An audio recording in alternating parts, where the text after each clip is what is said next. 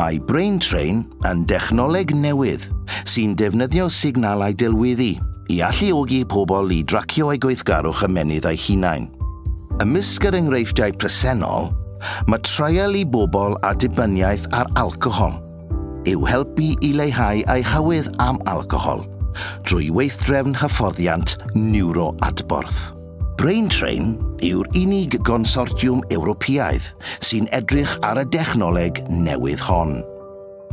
Mae BRAINTRAIN wedi dod â grwpiau arweiniol ynghyd o sawl gwlad, o ddiwydiant a'r byd academaidd. Mae'r grŵp Rhyngwladol blaenllaw hwn o ymchwilwyr yn cael ei gydlynu o Gaerdydd.